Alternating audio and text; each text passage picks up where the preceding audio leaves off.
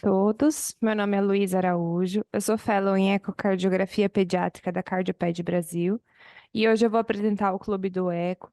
O tema de hoje, a apresentação de hoje, ela parte do programa de fellow em ecocardiografia pediátrica da Cardioped Brasil, Centro do Coração da Criança. O tema de hoje são as medidas estruturais e seus ajustes conforme o crescimento. O nosso livro base é o Talgueva, conforme mostra a imagem, e eu também utilizei como referências recomendações, que foi publicado em 2022, que é uma recomendação para os métodos de quantificação para a realização do ecocardiograma pediátrico. Então, a avaliação ecocardiográfica quantitativa, ela é essencial para o diagnóstico e manejo de pacientes pediátricos com cardiopatias congênitas e adquiridas.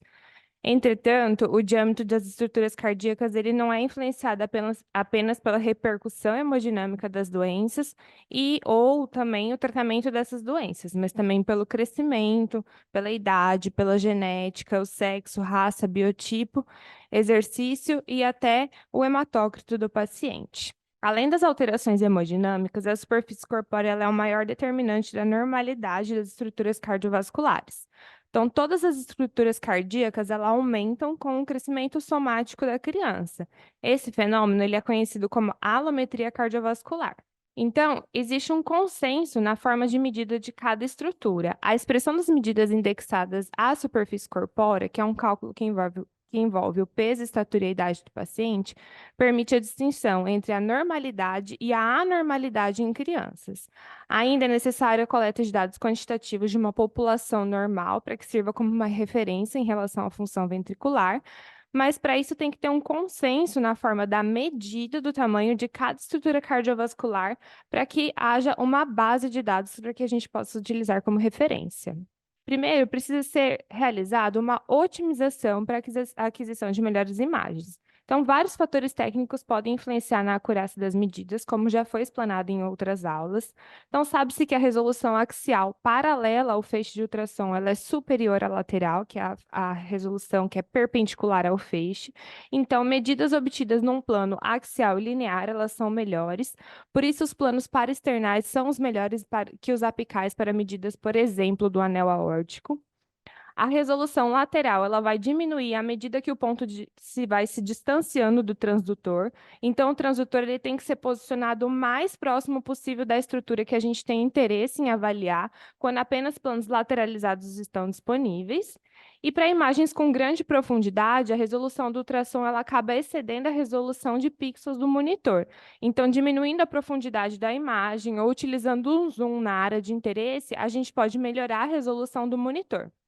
As curvas do Doppler, elas devem ser demonstradas numa velocidade de 100 a 150 milímetros por segundo, para que a gente possa enfatizar as alterações temporais de fluxo, especialmente em crianças que têm a frequência cardíaca mais elevada. Isso acontece porque elas tendem a ser mais taquicárdicas, por exemplo, do que outros valores padrões que a gente utiliza como os adultos. E o gradiente médio, calculado pela integral da velocidade pelo tempo, que é o que a gente costuma chamar de VTI, ou a área abaixo da curva da velocidade, ela deve ser medida da abertura das válvulas atrioventriculares ou das válvulas semilunares, que é as válvulas pulmonares e aórtica, até seu fechamento. Então, todas as medidas do Doppler, elas têm que ser pelo menos em 3 batimentos cardíacos para minimizar essas variações com a respiração da criança.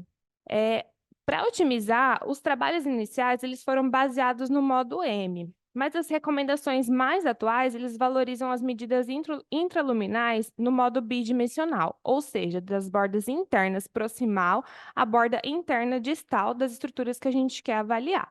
Além disso, os dados publicados para pacientes pediátricos são avaliados, geralmente foram avaliados no plano bidimensional, utilizando medidas da borda interna, a outra borda interna do diâmetro dos vasos. O diâmetro dos vasos deve ser perpendicular ao maior eixo desses vasos, que é o eixo longo do vaso, e no seu maior diâmetro, que é a sua expansão máxima. Então, em outras palavras, a veia cava inferior, por exemplo, ela tem que ser medida durante a expiração, a válvula mitral e a válvula tricúspide durante a diástole e a aorta pulmonar, bem como outras artérias na sístole. Essas recomendações elas são baseadas em considerações hemodinâmicas e correspondentes à metodologia que é utilizada num banco de dados pediátricos, que habitualmente é diferente das recomendações de abordagem de exames em adultos. Então, os princípios e métodos para o ajuste de medidas de estruturas cardiovasculares para a superfície corpórea. Devido à relação linear entre o débito cardíaco e a superfície corpórea, e mais especificamente entre o débito cardíaco e o tamanho das estruturas cardiovasculares, a indexação do tamanho das estruturas para a superfície corpórea tem se tornado uma prática bem comum. Uma abordagem que está cada vez mais crescendo e mais popular na cardiologia pediátrica leva em consideração os efeitos das dimensões corpóreas e a idade, que é o score Z, ou também chamado de Z-score. Então, a medida do Z-score é um número de desvios padrões de um valor médio de uma superfície corpórea específica. Em outras palavras, um score Z de 0 corresponde à média da população. Um score Z de +2 ou -2 corresponde a 95% da população. Sendo assim, esse score usualmente, entre esse valor, apresenta os limites superior e inferior da normalidade. Então, aqui a gente tem um exemplo do Z-score e uma recomendação, que quando os dados de referência estão disponíveis, as medidas das estruturas cardiovasculares têm que ser expressas no Z-score, utilizando a fórmula da superfície corpórea. A maior vantagem na utilização do Z-score é o fato de que as variações das dimensões corpóreas dentro da população pediátrica, na mesma idade, por exemplo, podem ser englobadas.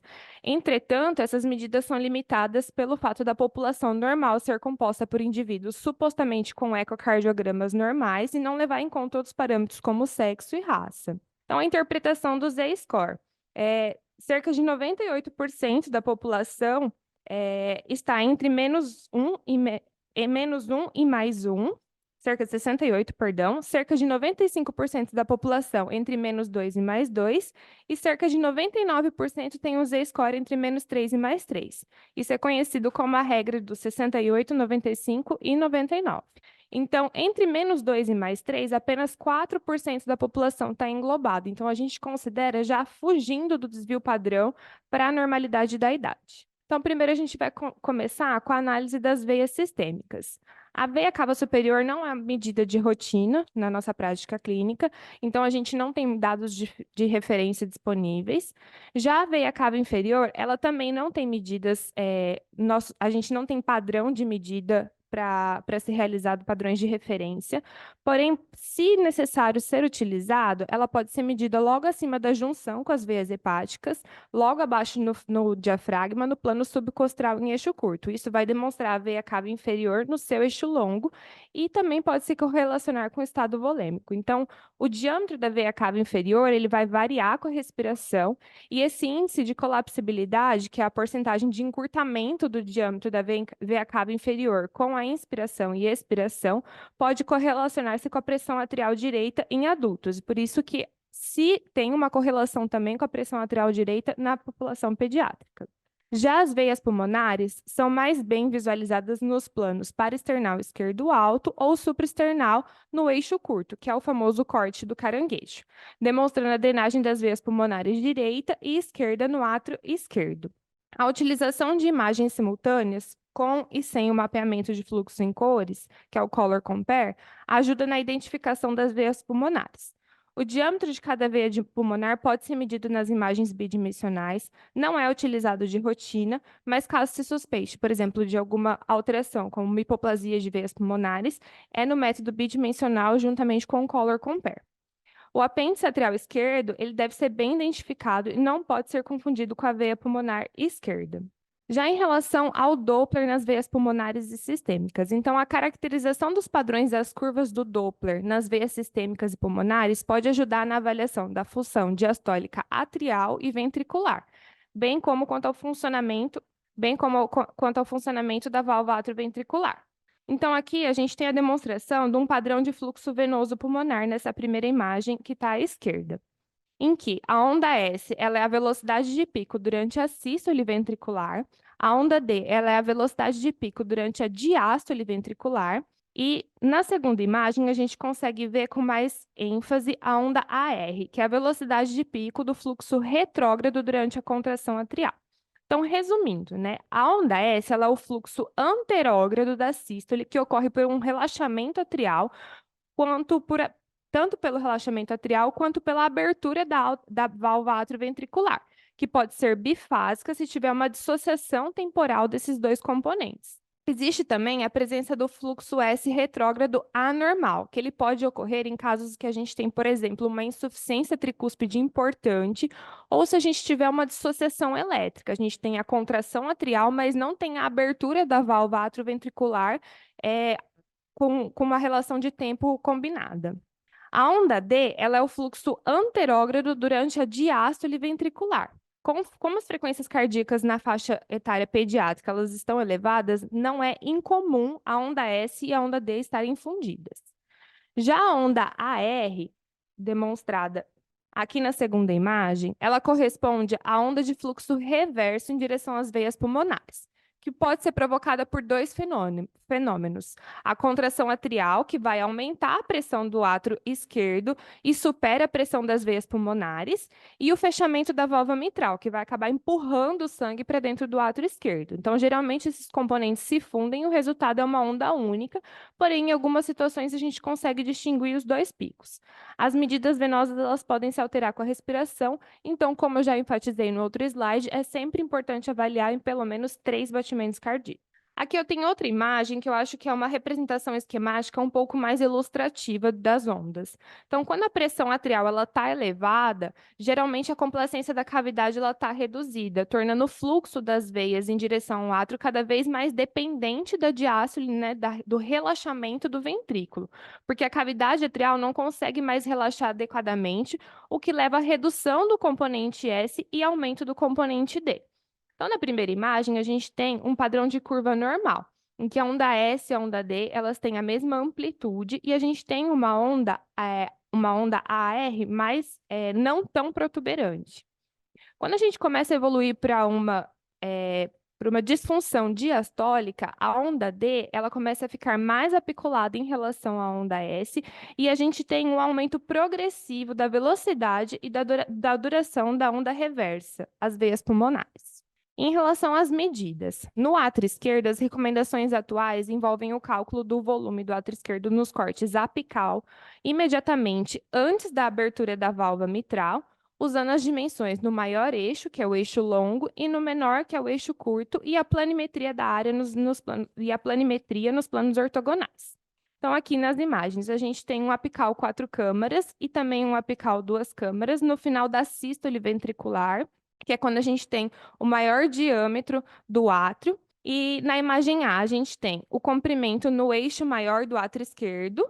Na imagem B, a gente tem a planimetria da área do átrio esquerdo no apical 4 câmaras, e na imagem C, a gente tem a planimetria da área do átrio esquerdo no apical 2 câmaras. Como em todas as medidas realizadas no corte apical, a gente tem que ter muito cuidado para a gente não encurtar ou não amputar o coração.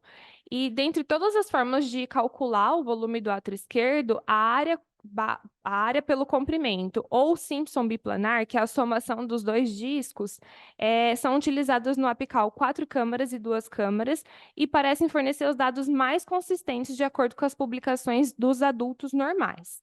A área pelo comprimento biplanar tem sido usada em crianças e os volumes indexados pela superfície corpórea têm se relacionado com o grau de disfunção diastólica e até de insuficiência mitral. Já em relação ao átrio direito, o tamanho do átrio direito é habitualmente avaliado no apical 4 câmaras, imediatamente antes da abertura da válvula tricúspide, e as áreas estimadas pelas planimetrias e os volumes do átrio direito calculado pelo produto da área com o seu comprimento do seu eixo maior podem ser a melhor forma de avaliação do tamanho do átrio direito, embora os tamanhos obtidos na maioria dos trabalhos sejam pequenos. Assim como o volume do átrio esquerdo, o ecocardiograma 3D ele pode fornecer formas úteis de medida do volume do átrio direito. Então, aqui nessas imagens, a gente tem um corte apical 4 câmaras no final da sístole ventricular, com os comprimentos na área com o eixo maior e menor do átrio direito, e na figura B a gente tem a planimetria da área do átrio direito. Já em relação às válvulas atrioventriculares, as medidas da válvula mitral e válvula tricúspide ajudam a caracterizar patologias valvares e a diagnosticar hipoplasia ventricular. Então, o diâmetro do anel valvar, bem como a sua área, ele pode ser medido tanto no ecocardiograma 2D quanto no 3D. A área do anel ela pode ser estimada em um único plano, utilizando a fórmula de área para um círculo, mas o anel valvar mitral é, na verdade, de uma forma mais elíptica. Então, ele tem o formato de uma célula que eles chamam, né? Então, uma forma mais correta seria a utilização de uma fórmula de área para uma elipse. Então, medidas ecocardiográficas do tamanho da válvula mitral geralmente superestimam medidas em autópsias, mas isso pode ser porque a gente, em algumas condições, tem um artefato de fixação de tecido e a gente pode, então, superestimar. O ideal, então, para a gente reduzir esse tamanho maior do que o real, é o diâmetro medido no apical 4 câmaras, nos seus diâmetros lateral e no par external eixo longo, que é o diâmetro antero-posterior, tanto para calcular as áreas dos anéis elípticos da válvula mitral quanto da válvula tricúspide. Então, aqui a gente tem o apical 4 câmaras, o local de inserção dos seus folhetos, tá? Então, da válvula tricúspide e da válvula mitral. Aqui no par external eixo longo, a gente tem a medida da válvula mitral, no seu diâmetro antero-posterior. E aqui no par external, quando a gente anterioriza um pouco a mão, a gente tem a medida antero-posterior da válvula tricúspide. Então, as válvulas atrioventriculares, elas devem ser medidas nos seus maiores diâmetros entre as bordas internas, logo nos pontos de inserção e articulação dos folhetos, durante o pico de enchimento na diástole precoce, no quadro de sua excursão, ou seja, da sua abertura máxima. Só uma observação, em comparação com a avaliação planimétrica tridimensional, os pacientes com estenose de válvula mitral, a planimetria bidimensional, ela superestima, como eu já comentei, os dados de autópsia, a área da válvula mitral, em até 88%, dependendo da geometria valvar. Por exemplo, se for uma válvula em domos ou em forma de funil, e da posição do transdutor relativo ao orifício valvar. Então, em resumo, os métodos recomendados para avaliar o tamanho do anel da válvula mitral e válvula tricúspide incluem a medida do diâmetro lateral no plano apical 4 câmaras e do diâmetro antero-posterior nos planos par external. Já em relação à avaliação do Doppler, nas válvulas atrioventriculares, a análise do Doppler pulsado das velocidades do fluxo mitral é utilizada frequentemente para avaliação da função diastólica do ventrículo esquerdo. Na amostra de volume, é mais bem posicionada no ventrículo esquerdo, nas pontas dos folhetos das válvulas, que é distal ao anel, porque tanto o pico precoce da velocidade diastólica, que é a onda E, quanto o pico precoce, quanto o pico de velocidade da contração atrial, que é a onda A, eles vão diminuir significativamente seus valores se a amostra de volume for movida para dentro do átrio. Então, a gente também pode avaliar o tempo de desaceleração, que é medido do pico da velocidade da onda E à linha de base da mesodiástole, que isso é outro parâmetro para avaliação da função diastólica, que é bem sensível ao relaxamento ventricular e à complacência, bem como à pressão atrial. Entretanto, esse tempo de desaceleração e outros índices diastólicos baseados nas ondas E e onda A são limitados por dependência das condições de carga, e a sua utilização em crianças está impedida pela fusão, geralmente, das ondas E com a onda A, por conta da frequência cardíaca mais elevada. Então, aqui nessa imagem, a gente tem um padrão de Doppler pulsado, utilizando o Doppler pulsado na válvula mitral, utilizando o tempo de desaceleração aqui da onda E. Em relação ao enchimento diastólico do ventrículo esquerdo, ele também pode ser utilizado usando vários cálculos. Ele pode ser utilizado avaliando a relação entre as velocidades da onda E e da onda A, as frações das áreas da onda E e A, comparando com os VTIs, que é a integral da velocidade durante a diástole precoce, que é a área da onda E, e durante a contração atrial, que é a área da onda A, com a área total da curva diastólica. Pode ser utilizado também a área ou a fração de enchimento nos primeiros 33%, ou um terço, né, da fração de enchimento, ou nos primeiros 50%, que é a metade da fração de enchimento da diástole. Pode ser também utilizada a relação entre a duração da onda A da veia pulmonar e a onda A da válvula mitral e fazer um comparativo. E os resultados da taxa de pico de enchimento ventricular, que é um produto da velocidade da onda E pela área transversal do anel da válvula mitral. Outro fator importante para comentar, é que dois picos negativos eles vão ocorrer quando o anel ele move-se em direção oposta ao ápice. Então, toda vez que a gente for fazer uma avaliação dos picos da onda E e da onda A gente vai ver que tem umas deflexões negativas. Existe a onda E', que ela reflete o recolhimento ventricular do seu estado de contração, e a onda A', que ela reflete a movimentação do anel durante a contração atrial, que é afetado tanto pela função diastólica ventricular quanto pela função sistólica atrial. Ventrículo esquerdo. Então, existe uma atenção no uso da análise qualitativa, isso porque o ecocardiograma é muito operador dependente, então existe muito análise qualitativa que é feita aos olhos, é dita como função preservada, e não é feita a análise quantitativa das câmaras, e com isso pode deixar-se passar alguma disfunção ventricular. Então, é muito importante ter atenção em relação a isso. Geralmente, as medidas do ventrículo esquerdo elas devem ser feitas tanto na diástole quanto na sístole. E apesar de isso, é importante definir a diástole final como sendo o quadro em que tem o máximo da área intraluminal da câmara, e a sístole final quando é o quadro com menor área da câmara. Entretanto, a área mínima ela ocorre em diferentes momentos nos planos, tanto do eixo curto quanto do eixo longo. Então, durante a contração isovolumétrica, o eixo longo ele vai encurtar primeiro e depois se alongar, que é um processo reverso que ocorre durante o relaxamento isovolumétrico. Em contraste, quando a gente está já no eixo curto, primeiramente ele vai aumentar e depois ele vai diminuir progressivamente durante a contração isovolumétrica. Então, dadas essas limitações, a diástole final ela pode ser definida como o quadro no qual a válvula mitral ela se fecha e a sístole final como o quadro precedente à abertura da válvula mitral. As medidas do diâmetro interno do eixo curto ou do eixo menor do ventrículo esquerdo e da espessura do septo e da parede posterior podem ser obtidos também no plano parasternal curto. Os diâmetros do eixo curto eles podem ser considerados substitutos para o tamanho do ventrículo esquerdo apenas quando sua geometria ela é circular, que é uma condição que nem sempre a gente consegue encontrar nos pacientes com cardiopatias congênitas ou em estados hemodinâmicos anormais. A dimensão máxima do eixo curto ela é frequentemente localizada no nível das bordas do folheto mitral ou das cordas em pacientes jovens. E em pacientes mais adultos, a gente consegue utilizar esse eixo mais apical a nível dos músculos papilares. Então, para o ventrículo esquerdo, a gente pode utilizar o método de Simpson biplanar, que consiste em tracejar a borda endocárdica do ventrículo esquerdo no plano apical de 4 câmaras e 2 câmaras. E alguns autores sugerem que o plano apical de 3 câmaras ele pode substituir o apical 2 câmaras se tiver alguma dificuldade técnica.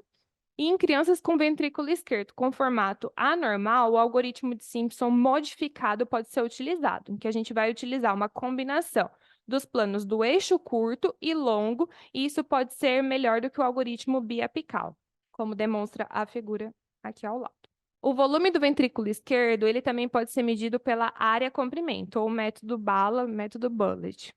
A área basal do eixo curto, ela é medida no plano parasternal ou subcostal, e o comprimento do ventrículo esquerdo, ele vai ser medido no apical 4 câmaras ou no plano subcostal do eixo longo. Então, aqui a gente tem a medida do comprimento e aqui a gente tem a área no eixo curto. A função sistólica do ventrículo esquerdo a função sistólica global da bomba, ela vai acabar ser dependente de características miocárdicas de geração de força, que é a contratilidade, assim como da pré-carga, pós-carga e da frequência cardíaca.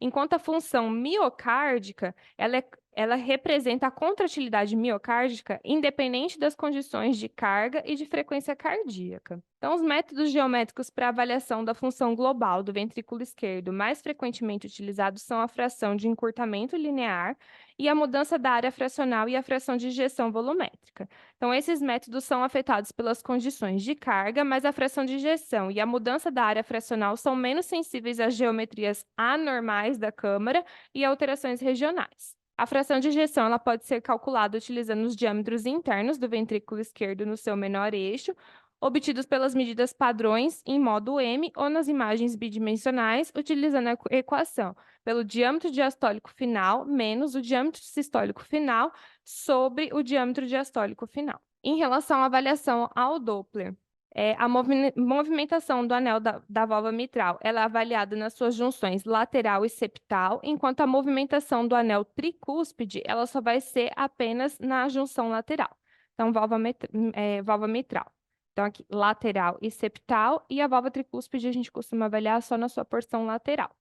A posição e a angulação do transdutor devem ser otimizados para manter o alinhamento do Doppler paralelo à direção de máxima movimentação do anel. Ambas as válvulas atrioventriculares têm um anel circunferencial de ligação ao miocárdio ventricular, e cada anel vai ser deslocado por meio do eixo longitudinal em direção contrária ao ápice em diástole e em direção ao ápice na sístole.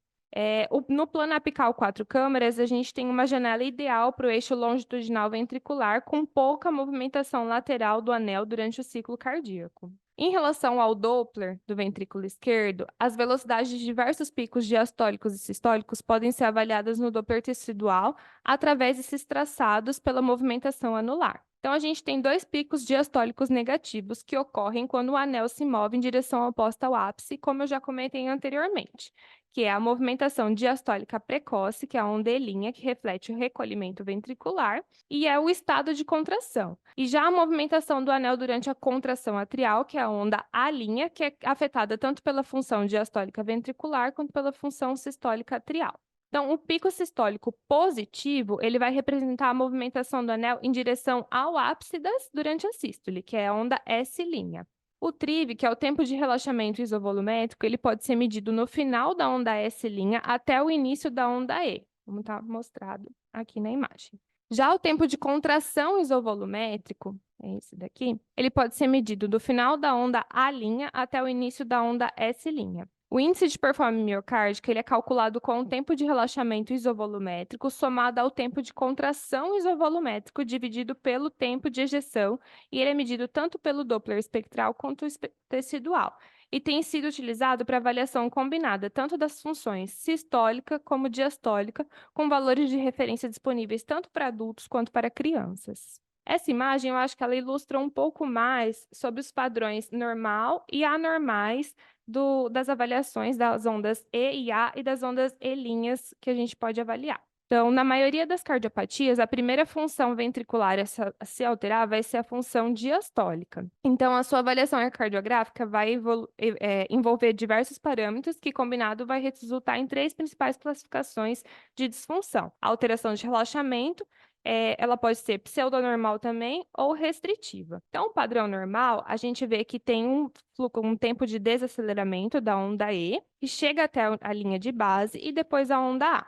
Se a gente tiver um atraso de relaxamento, a onda E ela tem um tempo de desaceleração um pouco maior, que acaba se juntando com a onda A. Se a gente tem um padrão pseudonormal, o tempo de relaxamento, esse tempo, ele é da mesma velocidade, mas ele acaba se fundindo com a onda A. E já o padrão restritivo, a gente tem uma onda E mais apiculada, com um tempo menor, uma velocidade menor, e ele não chega à linha de base logo de primeira, ele demora para chegar à linha de base até o pico da onda A. Em relação ao ventrículo direito, tem uma complexa geometria na câmara direita, né?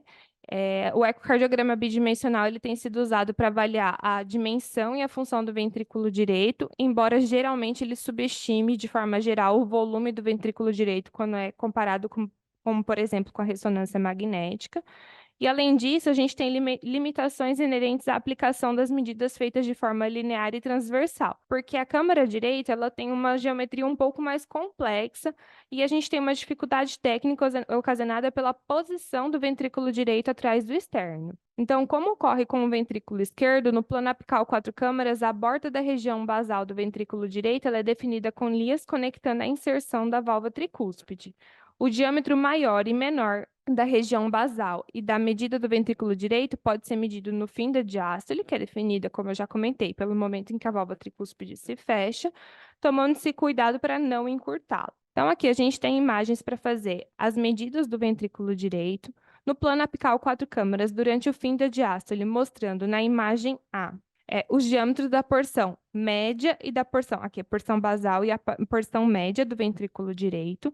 Na imagem B, a gente tem o comprimento do ventrículo direito e na imagem C a gente tem a área do ventrículo direito. A fração de ejeção do ventrículo direito, ela pode ser calculada usando-se esses métodos de estimativa de volume e está relacionado com o índice sistólico dependente da sobrecarga volumétrica. A excursão do anel da válvula tricúspide, ela pode ser avaliada pelo TAPSE e é outra medida de função sistólica do ventrículo direito. Esse índice ele vai medir o encurtamento do ventrículo direito longitudinalmente pelo plano apical em 4 câmaras, pelo modo M, ao longo do anel da válvula tricúspide, que tem uma boa correlação com a fração de ejeção medida pela angiografia em adultos. Já em relação à avaliação ao Doppler, a medida da velocidade de pico do jato regurgitante tricúspide pode ser uma boa estimativa da pressão sistólica do ventrículo direito, principalmente quando a pressão do átrio direito for baixa. A pressão do átrio direito e a função diastólica do ventrículo direito podem ser avaliados, tanto pelo índice de colapsibilidade da veia cava inferior. Então, lá no início da aula, quando eu comentei, se não tem uma colapsibilidade menor que 50%, isso pode estar muito correlacionado ao aumento das pressões em adultos atrial, que pode chegar até 15, 20 milímetros de mercúrio em adultos. Pelos índices de fluxo venoso, pela velocidade do fluxo de enchimento da válvula tricúspide, pela razão entre a velocidade da onda E tricúspide e E' do Doppler tecidual, e pela razão da velocidade entre a onda E da válvula tricúspide e da onda de propagação do fluxo tricúspide obtido pelo modo M, ou seja, pelo TAPSE, e também pelo índice de relaxamento isovolumétrico. Já em relação às vias de saída, ou seja, as válvulas semilunares ou válvula aórtica e pulmonar, o plano do ultrassom obtido pelo transdutor deve estar paralelo à via de saída no seu eixo longo para poder permitir a via de saída no plano axial e um aumento da região de interesse para ser utilizado. Os diâmetros da válvula aórtica e da válvula pulmonar são mais bem visualizados com o aumento da imagem, que é um zoom mesmo que pode ser feito, obtido no plano parasternal eixo longo, medindo-se a margem interna próxima à inserção do folheto valvar ao lado oposto, também na margem interna da inserção do folheto valvar. Então, aqui a gente tem o diâmetro de logo na inserção do folheto valvar aórtico, e aqui a gente tem também no eixo parasternal o diâmetro que a gente pode avaliar da válvula pulmonar logo na inserção do folheto valvar pulmonar. Na avaliação do Doppler da via de saída do ventrículo esquerdo, ela é geralmente obtida no plano apical de 3 câmaras, parasternal direito ou supraesternal no eixo longo. Já a via de saída do ventrículo direito, ela pode ser avaliada pelo plano parasternal em eixo longo, subcostal em eixo curto ou no plano apical modificado quando a gente faz uma angulação mais anterior. A quantificação de estenose aórtica e pulmonar, então a severidade da obstrução total subvalvar e valvar da via de saída, ela é geralmente obtida pela medida do gradiente instantâneo máximo e médio por meio do Doppler contínuo, e o melhor traçado de Doppler com a mais alta velocidade deve ser utilizado. Já o uso do Doppler pulsátil em um transdutor de baixa frequência pode ser útil quando a gente vai avaliar obstruções que são subvalvares. Mas é importante lembrar que a obstrução dominante, nesses casos, pode mascarar o efeito hemodinâmico de obstruções mais distais. Obstruções valvares pulmonares não são avaliadas precisamente quando tem uma comunicação interventricular associada a uma importante ou um canal arterial, o que igualaria as pressões ventriculares e arteriais. Em caso de disfunção ventricular, ou se tiver a presença de shunts importantes, anormalidades da morfologia das válvulas semilunares, como espessamento, abertura em domos ou fusão de comissuras, e o diâmetro do anel são úteis para adicionar informações sobre a severidade dessa obstrução. A área do orifício efetivo de uma válvula com anormalidade também pode auxiliar na avaliação do grau de estenose. E a área valvar ela pode ser obtida pela planimetria ou calculada utilizando-se a equação de continuidade. A avaliação quantitativa da regurgitação aórtica e pulmonar tem sido discutida para a população adulta. E a utilização do diâmetro, tanto da vena contracta, que é o diâmetro do refluxo que a gente pode avaliar, e a área do jato regurgitante, como também pela equação de continuidade da velocidade proximal, são limitadas em crianças, apesar de serem utilizadas. Em relação à aorta, todas as medidas da artéria em crianças devem ser no momento de máxima expansão, tipicamente durante o pico do fluxo no meio da sístole. A aorta proximal ela tem que ser medida nos seguintes níveis no plano parasternal eixo longo, durante a sua expansão máxima: o anel aórtico, o seio de anel aórtico, o seio de valsalva, a junção sinotubular e a aorta ascendente, no ponto que ela vai estar cruzando a artéria pulmonar direita. Já a aorta em si, o arco aórtico ele vai ser medido no plano supraesternal, no seu eixo longo, sendo que às vezes um plano paraesternal direito modificado pode ser melhor, particularmente em recém-nascidos.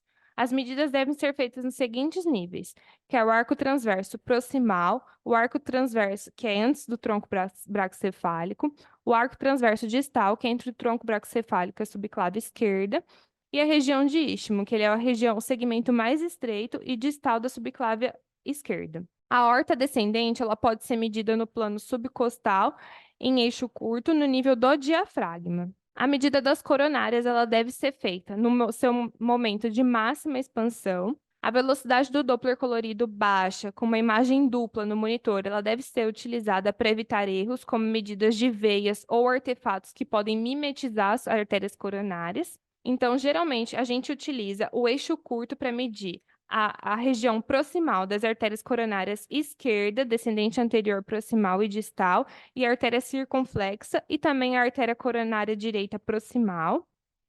E, ocasionalmente, a descendente anterior ela pode ser melhor visualizada no plano parasternal eixo longo ou em parasternal modificado, entre o plano do eixo longo e o plano do eixo curto. A artéria coronária direita distal ela é mais bem visibilizada ao longo da junção direita posterior no plano apical modificado com uma angulação posterior. Então, aqui a gente vê que a gente faz uma angulação no apical e a gente consegue ver essa região distal da artéria coronária direita. E a descendente posterior, ela é mais bem visibilizada ao longo do septo interventricular posterior, num plano parasternal modificado em eixo longo com uma angulação mais posterior.